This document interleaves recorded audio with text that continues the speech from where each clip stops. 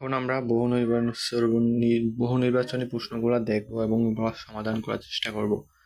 কার জবানিতে raincoat গল্পের অধিকাংশ ঘটনা বিবৃত হয়েছে? এখানে হচ্ছে নুরুল হুদা, যে আমাদের মেন ক্যারেক্টার, তার গল্প। নুরুল হুদাকে পাকিস্তানি হানাদার বাহিনীর তলব করার কারণ কমান্ডারের নির্দেশ। ক, অনুচ্ছেদের পরে 3 ও 4 সংখ্যক প্রশ্নের উত্তর দাও।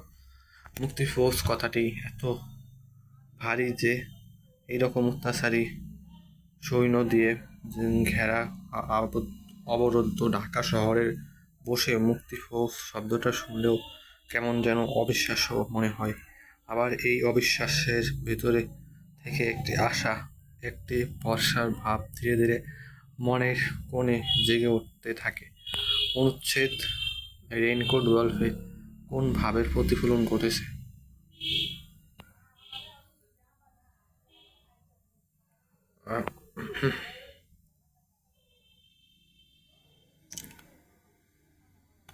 মুক্তিযোদ্ধার অদম্য শক্তি ও সাহস, এটা হবে।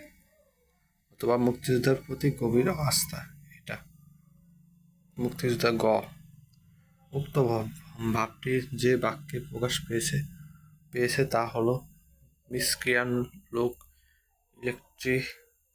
ইলেক ভাবটি যে প্রকাশ পেয়েছে তা হলো একটি জিপ উড়াইয়া দিচ্ছে কমপক্ষে 5টি খান সেনা কত। নুরুল হুদার ঝুলন্ত শরীর এতটাই কাঁপে যে চাবুকের বাড়ির দিকে মনোযোগ দেওয়া হয়ে ওঠে না।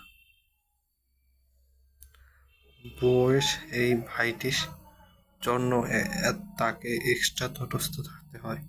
এখানে নুরুল হুদার ঝুলন্ত শরীর এতটাই কাঁপে চাবুকের দিকে মনোযোগ দেওয়া ওঠে না। এখানে ঘ নাম্বারটা উত্তর হবে। এখন আমরা সৃজনশীল প্রশ্ন দেখব। এখানে একটা চিত্র দেওয়া আছে, যে চিত্রটা দেখে আমাদের বুঝতে হবে যে সৃজনশীল কোশ্চেনে কি বলা হয়েছে। উপরে যেখানে 5 জন আছে, একজনকে নিয়ে যাচ্ছে সঙ্গে করে। আমরা এখন যদি বিভক্তি একটা দেখার পরে যদি দেখি ওগুলো কোশ্চেন করার পারি কিনা। রেইনকোট গল্পের মিলিটারি ক্যাম্প কোথায় স্থাপন করা হয়? এটা কিন্তু আমি প্রথমে বলছি মনে রাখার জন্য। এটা হচ্ছে কলেজের বাম পাশে, কলেজের ভিতরে কলেজের ভিতরে বাম পাশে মিলিটারি ক্যাম্প স্থাপন করা হয়। দেশে একটা কলেজ ও শহীদ মিনার অক্ষত নেই কেন? এটার কারণ হচ্ছে ওই যে আমাদের যেই ঢাকা কলেজের তৎক্ষণাৎ ঢাকা কলেজের যেই